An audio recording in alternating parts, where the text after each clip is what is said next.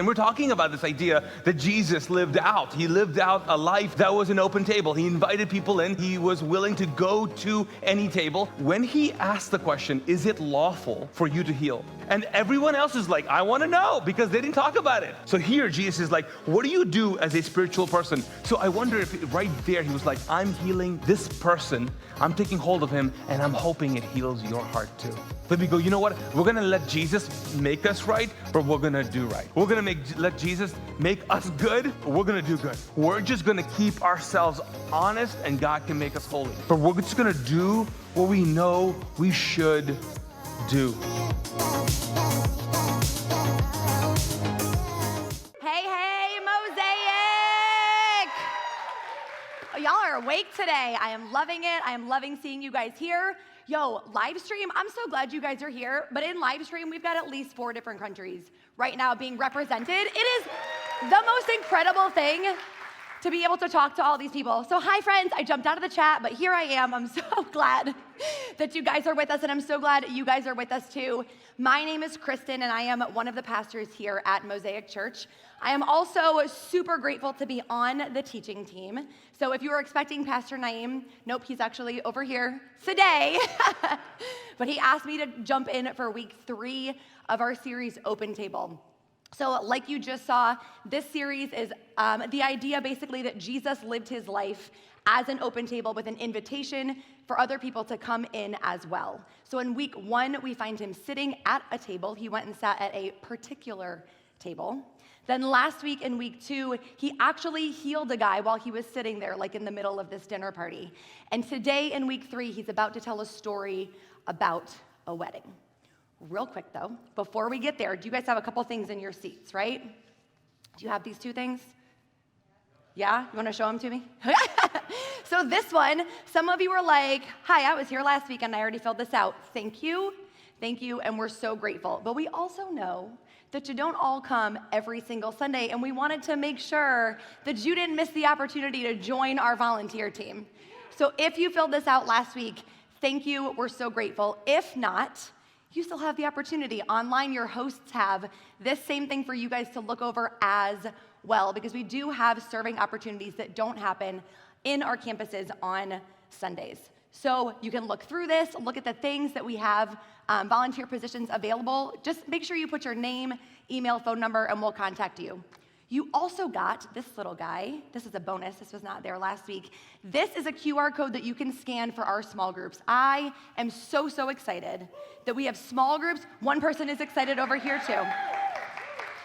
We have small groups coming back to Mosaic, and we have a lot of groups. We have so many groups. We've got groups for women, for men, for co-ed. We've got like really deep groups. We've got a workout group. I mean, there are so many groups. So make sure that you check this out as well. They're gonna be starting in the next couple of weeks. All right, so we'll get back to that stuff later. For now, let's jump into it. How many of you like weddings? Do you guys like weddings? Do you like going to weddings? You like, woo, a couple of you, okay. I really like weddings because it's reverent, you know, it's special. I always cry. It doesn't matter how much I know the person because it's so special. But what I really like of the weddings is the reception, right? So maybe those of you that are like, meh, on weddings, how about the reception? Anybody like, yes. Well, have you noticed at a wedding reception, everybody sits at tables, right? There's different tables, and you can kind of tell who is who based on what table they're sitting at and who is around them. You've always got the head table, which is the bride and the groom. It's often the wedding party. And to be honest, that's just the bride's favorite people. It's pretty much who that is. That's the most important table. Sometimes there's family there. Sometimes they're not. Sometimes family is at their own table. And you might just look around and see, here's family, here's extended family. I know when Peter and I got married, it was very clear who was who based on what tables they were at. So we had a couple of Mosaic tables, friends of Mosaic. I was teaching at the time, so we had a couple tables over here of teachers. We had Peter's fraternity brothers at a table in the corner by the bar where we knew they were gonna spend their time anyway, and then that way if they were rowdy, like they weren't interrupting my dad's father, the bride speech that was 45 minutes long. So good, Dad, I love you, it was great. Okay, but you can tell, and then sometimes You go to a wedding reception where there are no assigned seats. Have you ever been to one of these? And then you're looking around and you're like, who are my people? Are y'all my people? Are y'all my people? And you're trying to figure out where to sit, and you don't really know what to do because you don't know where to sit. I now have had the honor of showing up to a wedding, going to weddings, not just as a guest, but as the officiant. And I've noticed it even more because I'm supposed to be there in this like position of honor. I'm supposed to be there as someone special, and so they want to put me at a special table. But I'm like, I still am me, and I just want to gravitate to my friends. And so I want to sit over here with the people that are going to party at the reception. And at a wedding where I don't know anybody, that's really when I'm scoping them out. And I'm like, you guys, where am I going to sit? I don't know how to behave. I kind of know how I'm supposed to behave because I'm here as the officiant, but I'm going to determine, who I am and what I'm supposed to do here based on what table I land at and who I'm sitting with. And then this next passage, this is what Jesus is actually going to do. He's going to tell a story about a wedding. And Jesus tells a lot of stories, often called parables. And basically what he would do was take things that people were used to at the time, and he would use those to illustrate his points. So he's going to talk about a wedding. That's still relevant today. He would talk about religious practices. He would talk about everything from what they ate to social norms to cultural things, what they wore. Today, if he was going to do a parable, it might be about TikTok or Ted Lasso, pumpkin spice lattes. There's a sermon in a pumpkin spice latte somewhere. I'm going to tell you, you can call me basic. I know. I'm not denying it, okay? So let's jump into Luke 14. Jesus is going to tell a story. He's telling a parable about a wedding. We're going to start at verse 7. When he noticed how the guests picked the places of honor at the table, and that's this table that he's sitting at right now. Apparently there were no assigned seats, and so the people have just plopped themselves down at the head table. He told them this parable. When someone invites you to a wedding feast, do not take the place of honor, for a person more distinguished than you may have been invited. If so, the host who invited both of you will come and say, give this person your seat. Then, humiliated, you will have to take the least important place. Not even like you get to scoot down one, but you're going to have to get up and walk around, and everybody's going to see you have to go sit in the least important place. I'm guessing because by then I'll be the only one left. And I think it's easy to go, who would do this? So rude, right? Like, who would just up and plop themselves down in the wrong seat? But I have, and I've done it on purpose. Have y'all never done this at a concert or a sporting event or anything? Okay, now you're feeling me. When I was in high school, we would go on youth group trips. And so we would all pile into the church van, and we would drive to, I lived in Michigan, so we would drive to like the Palace of Auburn Hills in Detroit to see the Pistons play. I think that's who's there. I didn't really go for the game so much. We would go to concerts, like really like rocking stuff like Michael W. Smith and Stephen Curtis Chapman. And so we would go, and we would be in the church van, and we would go like the good little Christian teenagers that we were. And as soon as we would get to the venue and, all pile out of the church van, we would immediately turn into heathens and just start lying to everybody that we saw. So we would find our seats, which were generally absolutely as high up as you could possibly go. I think once our backs were to the wall. Like, that's how high we were afraid to move. We were going to tip forward. So we would get there and then start lying and say, hey, I got to go to the bathroom. I'm going to go get a snack. And then the real fun started, because we would have a competition of who could get the closest down to the floor or the stage or whatever it was. And we would have all kinds of strategies, right? It might be that we would just try to sneak past an usher, or we would lie. You guys, good Christian kids. We would be like, Dad, I see my dad. And we would just start yelling and making a commotion and then just go. And good luck to anybody who tried to stop us, And sometimes it worked. Sometimes this was, again, back in the day of no cell phones, no texting, whatever. So it's not like we could send a selfie to the people that were still at the top and be like, look, we did it. So now we're sitting at the bottom trying to get their attention, because you wanted people to know, right? You wanted them to know, look what we did. Look at the seats that we got ourselves in. But eventually, the place would start to fill up. People would not show up quite as early because they knew they had a reserved spot. And then the usher would have to come down and say, hey, can I see your ticket? because I don't think this is your seat. Then, humiliated, we would have to get up with everyone watching and go all the way back to our nosebleed seats. I think we also do this in our lives. We do this right now. We do this at work. Maybe you do this at work. You network with specific people. Maybe you join specific boards at work, or you join specific meetings, or you go to lunch or dinner or happy hour with specific people that are going to elevate you to the next level, that are going to get you to your goals. I think we sit in these seats even in our families. Anybody, if you were being honest, can maybe take a look at your family or someone else's family and go, oh, I think there's like a most important person here, right? Maybe it's the mom, maybe it's the favorite child. So sorry, sometimes that's a thing. Sorry guys, I should have said like earmuff them. It might be you today, it might be him tomorrow. Like it's all good, it changes. Some days it's gonna be neither one of you and it's okay. But there is someone in the family that kind of maybe the rules don't apply to them, or they're gonna make sure that things happen a certain way, right? The family caters to them. So you wanna make sure you sit in a seat by that person because they're gonna be able to help you with, I don't know, babysitting or sending home leftovers from Thanksgiving or whatever it is. We do this socially as well. Anybody a bad RSVPer where you get invited to something? We got a couple honest hands here. You get invited to something and you're like, I'm gonna wait. Because what if somebody better comes along? What if better plans come along? Or even worse than you non-RSVPers are the last minute cancelers. Guys, we know what you're doing, okay? When you've said yes to our event and then all of a sudden at the last second, again, you can't make it, we know you've been invited to something better. We do this. We make sure that we sit with people that are gonna elevate us or do something for us. I think some of us even try to control the seats around us. We even try to control the seats that are around us because who we're sitting with says something about us. Now, when I think of the best seat at the table, I don't actually think of the head of the table, right? Well, I do. I mean, that's like the head of the table is this is where you should sit. This is the place of honor. But for me, I want to sit right in the middle because I have FOMO so hard, you guys. And at the head of the table, I'm like, I don't need to sit in the place of honor. Like, I don't need to sit at the head of the table, but I want to sit right in the middle because then I have the best access to all of the conversations. Because if I'm down here at one end and you guys start laughing down here, I'm going to be so bummed out that I'm not part and I don't know what this joke is. But if I can sit in the middle, then I'm like, oh, okay.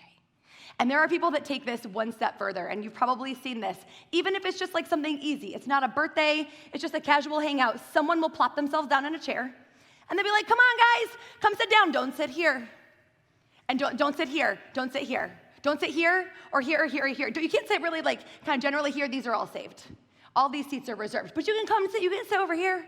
You can sit on the other places, but don't sit in these seats around me. See, what happens is, then we reserve the chair. We give value to this chair. And suddenly, instead of worrying about sitting at the table, we're worried about what chair we're sitting in. And we have assigned value to this. And it becomes a game of musical chairs. It becomes a game of not just come and sit at the table, but I need to sit in this seat. Because as soon as you assign value to something, as soon as you make something special, everybody wants that chair. Everybody wants to sit there. It doesn't matter if it's at the head or it's in the middle. As soon as we make this what gives us our value, this is where the competition comes in. All of a sudden, it's a fight for the seat. All of these scenarios put the value in the chair. And I think Jesus is trying to tell us here, it is not about the seat. So where do we sit? He goes on in verse 10. But when you are invited, take the lowest place, so that when your host comes, he will say to you, friend, move up to a better place. Then you will be honored in the presence of all the other guests. He's saying, sit in the place of least honor. This is really reminiscent for me of the verse in Matthew where Jesus, again, after telling a story at the end of a parable, he says, so the last will be first, and the first will be last. This is another way we were good Christians in high school is we would take this verse out of context all the time. We would get in line and then be like, oh, I'm last, you're first. Now we gotta switch spots. So like whatever the thing was, you're first, I'm last. You see what I'm doing here? We would have to just talk about taking the Bible verses to mean whatever you want them to mean. Teenagers are very good at doing that, I think. So are some adults. But it's more than this. It's more than just a fake humility and a false humility of like, I'm going to be humble just so that I can get elevated. This is not what it's about. It's more than that. In verse 11, Jesus goes on, he says, for all those who exalt themselves will be humbled, and those who humble themselves will be exalted. He's saying it's the people who aren't looking for honor that are gonna find themselves with it. It's the people who humble themselves that are going to actually find honor. And this is one of those passages, these are one of those verses that I think it's really easy to think of somebody else, right? And go, ooh, I'm gonna share this later because I'm gonna know she needs to see this. He needs to see this. Jesus is talking to a certain kind of person here, somebody who's vain, somebody who's conceited, somebody who's arrogant. That's not me. Somebody who's prideful. I can definitely think of somebody, but it's not me. This is one of those passages it's so easy to just put it on somebody else and take it off of ourselves. But you don't have to be looking for honor for this to apply to you. There are lots of different ways that we seek honor and we seek to exalt ourselves. I made a list here. Maybe you're looking for attention. Maybe you're looking for recognition of things that you've done or things that you've said or ways that you've been so selfless. Maybe you're looking for popularity. You want people to know who you are, but what's even more important than that is that the right people know who you are, that the important people know who you are. Maybe you're looking for praise, which even takes recognition, I think, a step further of not just like, hey, I see that you did this, but now I'm gonna make sure that you get some kind of reward for it. I think some of us exalt ourselves by wanting special privileges or insider information. Do we live our lives in such a way that go, I'm special, and so now the rules don't apply to me? I'm special, so I don't have to do that. I know the right information. I know what this is. So all of these rules, laws, mandates don't apply to my life. See, humility comes with self-awareness. And the biggest question, the most important question when it comes to self-awareness is why? Why am I? Why am I doing this? Why am I acting like this? Why am I believing these things? Why am I reacting?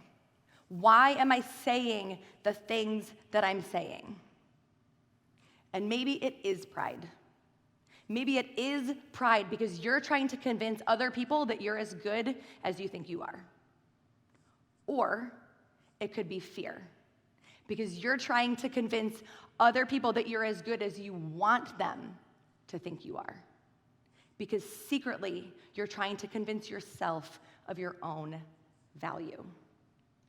We chase honor. We chase chairs when we don't understand where our value comes from. This is what happens when we think our value comes from other people. When we think our value comes from here and who sits here and who puts us here, then we have to seek it out. We have to seek honor. We need honor not only from the person that we want to elevate us, but we need to make sure everybody else sees that we're up here too, because that's where our value comes from, that everybody knows we live up here. If anybody could have lived this life, it was Jesus, but he did not do it. Let's jump over to Philippians 2. Talking about Jesus, it says, though he was God, he did not think of equality with God as something to cling to. It doesn't mean that he didn't think it was special. It just means that Jesus did not walk around behind the mask of this. He did not walk around with this being his one banner that he waves.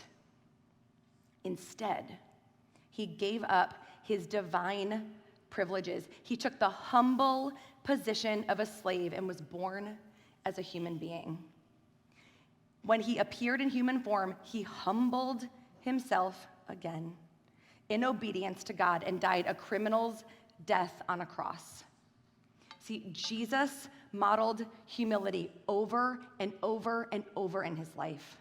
All through his death, his message to us was your life matters. You have value, not because of what chair you've been able to finagle yourself into. You don't have value because of what you've been able to convince other people of. You have value because I see you. You have value because I say you do. And I gave up my life for yours. So I think Jesus is saying, sit in that chair. Let that be your confidence, that I have already given you this seat. This is your seat. This is where your value comes from. This is where your worth comes from. Not in the chair itself, but because I see you, I gave it to you. And guess what else is the best part about getting to sit in a chair that Jesus has pulled out for you? You can get up, and no one is going to take it from you. No one is going to take it from you. That is your chair. It's yours. And all of a sudden, the scarcity mentality disappears. And all of a sudden, the race to push and get in the right seat no longer matters. And instead of looking at a chair and going, oh, this is the one, this is my one opportunity, this is the one place I have to sit, we can realize that the table is endless. And there are chairs farther than we can see. So now the question is, how do we fill them up? We're going to go back to the passage, and Jesus is going to move from talking to the guests to talking to the host. He says, Jesus said to his host, when you give a luncheon or dinner, do not invite your friends, your brothers or your sisters, your relatives or your rich neighbors. If you do, they may invite you back, and so you will be repaid. But when you give a banquet, invite the poor, the crippled, the lame, and the blind. This entire section that we're going through today, all of these verses, it's actually sectioned in the Message translation as invite the misfits. And I love that so much. I think it's so perfect for what Jesus is doing here. And see, these groups, the lame, the blind, the crippled, the poor, he is talking about a specific group of people. These were biblical misfits.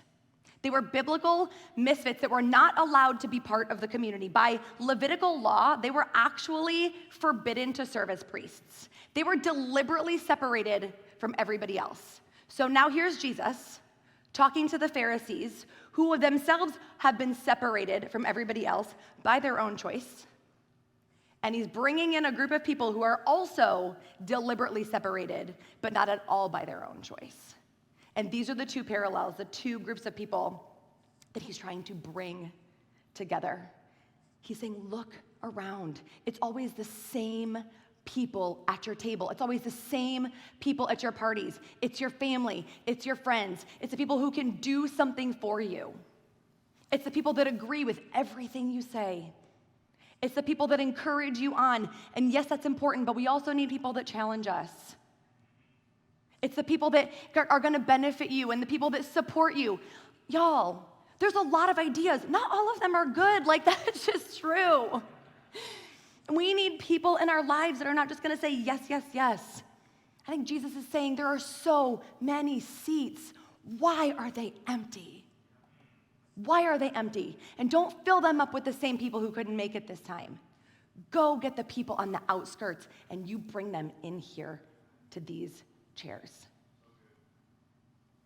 The poor, the crippled, the lame, the blind, they represented people that were not like the people at the table.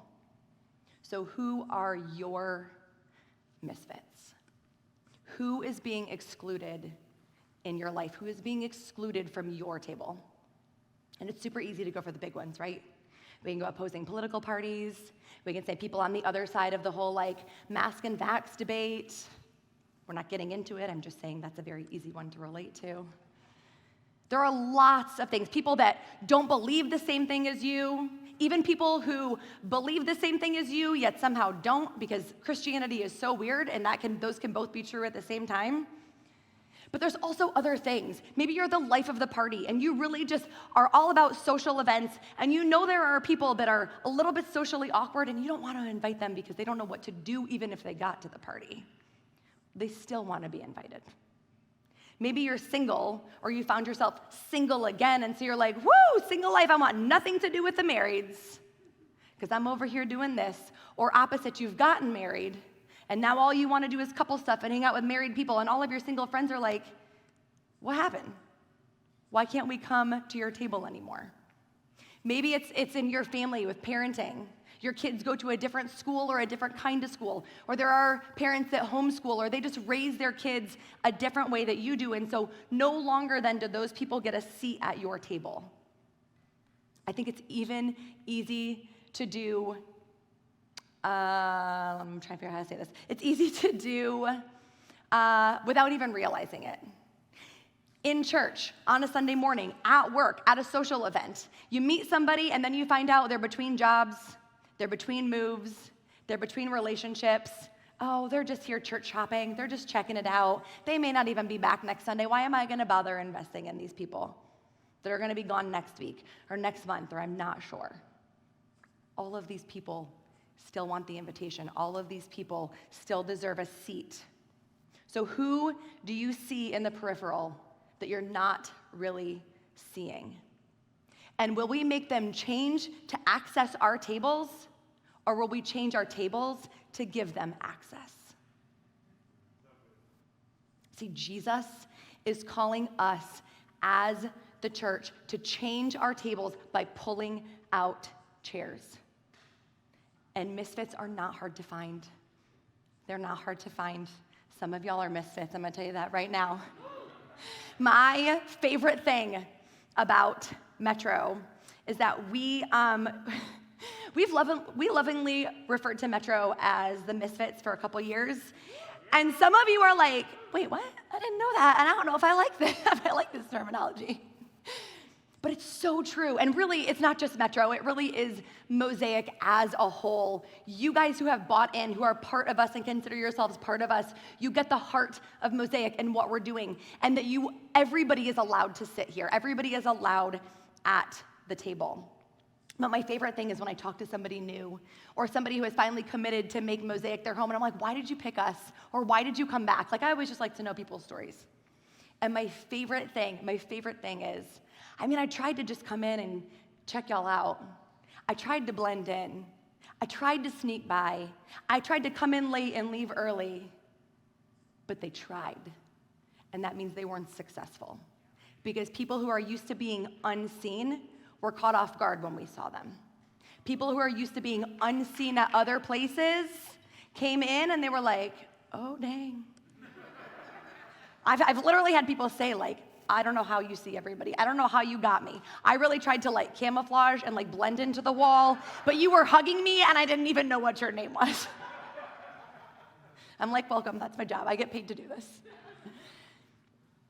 We do this, Mosaic. You guys do it so well, and we're not perfect. We're not perfect at it. So if some of you are sitting there right now and you're like, I've been here 2 or 3 times, you haven't said hi to me yet, I'm so sorry. Like, it's truly not my heart. I'm also gonna blame it on the masks, because it makes it a lot more difficult to know if we've met in person or not. So we'll just give each other grace, okay? But it's also why both of these things are so important. It's also why volunteering is important. It's also why small groups are important. Both of these are community. This is the way that we get to see each other. Because I'm gonna tell you what, the staff of Mosaic, the paid staff, cannot see and care for all of you, even if we wanted to. And it's not set up to be that way. Church is not designed to be that way anyway. As a body, we come together, and it takes all of us. And I'm so grateful you guys are here. Online, I'm so grateful you guys are here. But there are other people outside waiting to be invited. And the church needs to get better at making the invitation. Here's some words you might see on a website or on a pamphlet or on a sign driving down the street. You are welcome. Everybody's welcome. Everybody's welcome here. It looks good, right? So that says you can come in. Find a table. Come on in. There's lots of tables. Pick one. Okay? Then you might see one that says you belong. You belong here. Welcome home. That says you can come in and I have a chair for you. You can sit at my table. You belong here, you can sit right here. Invite the misfits, says, I'm gonna get up from my seat, I'm gonna go out, I'm gonna find you, and I'm gonna bring you in myself. Because God sees you, and so now I see you, and I wanna know who you are. Because Jesus says that you matter, and so you matter here. That is what an invitation is. See, the misfits are of no benefit to you. These are not people that are gonna come in and necessarily join a volunteer team. They may not be able to start tithing and giving and supporting us right away. But when we can stop choosing the things that we're gonna do based on what they can do for us, that's humility, friends. That changes everything. And all of a sudden, we don't care anymore if the misfits, if the people we invite can do something for us. That's humility, putting the needs of others before our own, putting the value of other people before our own. When pulling out a chair for someone else becomes more important than what we can get from the person who sits in it, it changes everything. It changes everything. So Jesus finishes this with a promise for us in verse 14. He says, and you will be blessed. Although they cannot repay you, you will be repaid at the resurrection of the righteous. So we have moved here. We've moved from you will be honored in verse 10 to you will be blessed. We've moved from you will be honored by people to you will be blessed by God. You will be blessed and you will be repaid. How? I don't know. I don't know. Maybe Pastor Naeem can explore that for us a little bit more next week as we continue on with our series. But I'm going to tell you what I hope it looks like, okay? I hope that one day I show up and I get to heaven and God is there and he's at the pearly gates or the golden gates or whatever, and he welcomes me in. And there's other people there, Peter and Paul and all the people that I'm excited to meet. I need to talk to Paul in the heavenly Starbucks about some things he said, but we'll get there one day. But I hope that instead of a crown full of jewels, which is what I kind of grew up believing God would have for me when I get there one day, I hope that instead he says, come here, I gotta show you something. Come here, look at this. And he takes me to a huge table. Big, huge table. Lots of seats. Some of them are empty, some of them have people sitting in them. And I hope God says to me, hey, remember down there? Remember when you saw other people? Remember when you could see past yourself? Remember when you pulled out a chair for the misfits? Look, they're sitting in these seats. And you see all these empty seats? That's because we got a lot more coming. Because of what you did with your life. Because you lived your life for other people, pulling out chairs and inviting them to Jesus' table.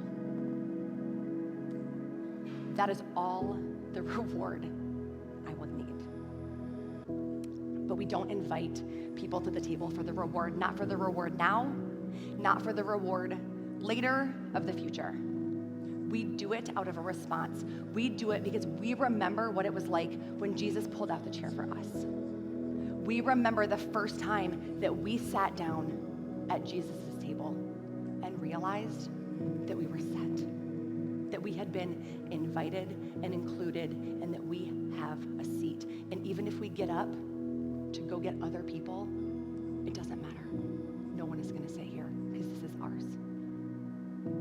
We are secure at Jesus' table. And that is why we can make the ask. That is why we can get up and invite other people in. So let me make it really clear. Jesus is inviting you to his table. He has a chair for you, and he's pulling it out, and he wants you to come in and sit down with him. And maybe you've never thought that that was an option for you before. Maybe you've been told, hey, like you can come in, but sit at a different table. You can come in, but not at Jesus' table, not right here. No. He's saying to you, friend, come and sit at the seat of honor. I am inviting you in because I see you. And your value is in that. Your value does not come from what other people say or how they see you. Your value does not come from how you see yourself, but your value comes from me because I see you and I am inviting you in. And it doesn't matter if you've been told before that you can't sit here. You have a seat at Jesus' table. He wants you to come in and come close. If you've never, I'm gonna pray for us in just a second. If you've never sat down, if you've never experienced that kind of closeness or intimacy with Jesus, you can start today. And truly, it's as easy as a prayer. Not a specific prayer, not specific words. It's more about your heart and just saying, Jesus, okay, you see me and I don't get it. Because I don't know how you can look at me and see what you say you do. I don't know how you can look at me with love the way you do because I know myself. But okay, I believe you and I want to sit at your table. And if you're already there, if you already are in a relationship with Jesus, look around and see who you can bring to the table with you. There are so many empty seats. Who can you invite in to join you at the table? Let me pray for us. Father God, we thank you so much for who you are. God, for the way that you give us so much grace. God, the way that you look at our lives and you never take things away from us. God, you don't take away our seat when we mess up. It doesn't matter if we're getting up to invite other people in, God, or if we're getting up from our seat to run away because we're mad at you or we're confused or we don't know what's going on. Whatever the reason, God, our seat is always there. And we thank you. Lord, I pray specifically for the people right now who want to have this relationship with you, Jesus. Maybe for the people who have been told that they can't get that close because they're broken or they're wrong or because of what they've done or because of who they are. God, I pray right now that you would silence all of those voices, that they would be able to recognize the lies of the enemy, whether they're coming out of other people's mouths, God, or their own minds. Jesus, I pray that you would reveal yourself to them, even in just a deep breath. God, just a sense of peace and calm.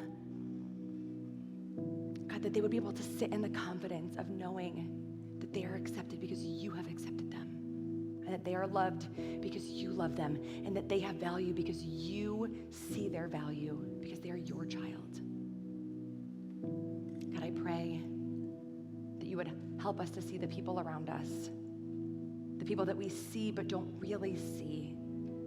God, and that you would give us those nudges to make the invitation, that we would live our lives in a way that says everybody is more than welcome. God, we love you. In your name we pray.